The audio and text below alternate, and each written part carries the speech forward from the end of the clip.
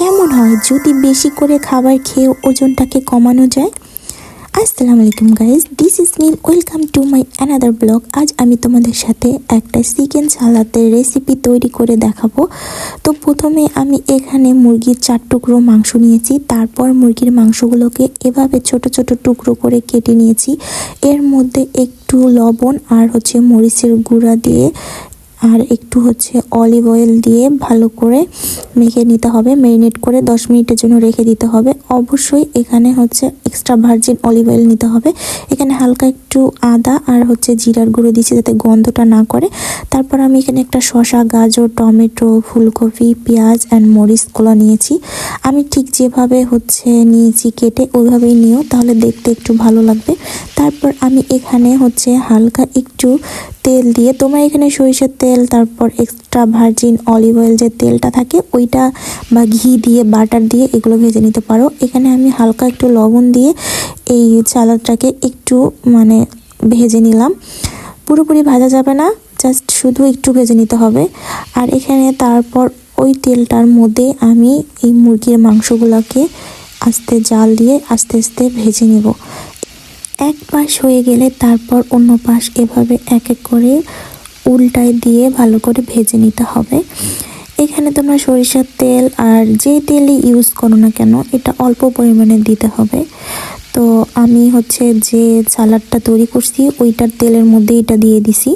তো এই যে দেখো প্রায় হয়ে আসছে আমার সেই চিকেনটা, ভাজা হয়ে যাচ্ছে। এখন আমি এগুলোর সাথে মিক্সড করব।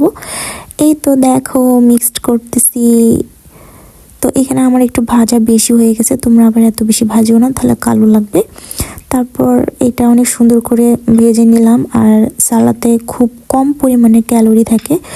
আর চিকেনে আমি যেহেতু 4 পিস নিছি, তো এখানে প্রায় 200 থেকে 250 ক্যালোরি থাকে। আর শসা সব কিছু মিলে 350, 450 কি 500 ক্যালোরির মধ্যে তোমরা এই সালাদটা রাতের জন্য খাইতে পারো। তোমরা এটা দুপুরেও খাইতে পারো।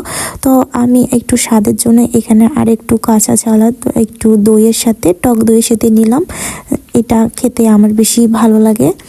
তো আমি যেহেতু রাতে খাচ্ছি, কারণ আমার আজকে একটু বেশি ক্ষুধা লাগছে। আমি বিকালে খাই নাই, ঘুমাই গেছিলাম। তো এই জন্য আমি খাই নাই, এই জন্য আমার ক্ষুধা লাগছে, তাই আমি এটা পুরোটা এখন শেষ করব।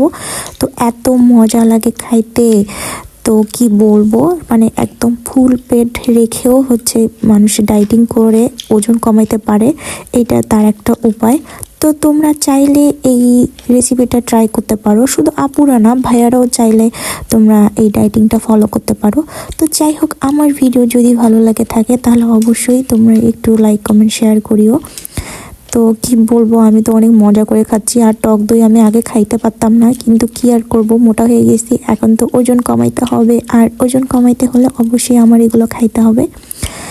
যাই হোক, আমি নতুন ভিডিও দেওয়ার ট্রাই করব। এখন কিছুদিন একটু বিজি আছি, যার কারণে রেগুলার ভিডিও ছাড়তে পারতেছি না। তো ফ্রি হয়ে গেলে অবশ্যই ভিডিও ছাড়বো। যাই হোক, তোমরা আমার খাওয়ার শব্দ শোনো। সত্যি অনেক বেশি টেস্টি হয়েছে খাবারটা। নিজে রান্না করছি তাই জন্য না, বাট এভাবে খেলে মুখে একটু স্বাদও লাগে আর ভালো লাগে। সবসময় ডাইটিং করতে করতে খাবারের টেস্ট ভিন্ন করার জন্য তোমরা এরকম একটা সুস্বাদু হেলদি সালাদ করে খাইতে পারো।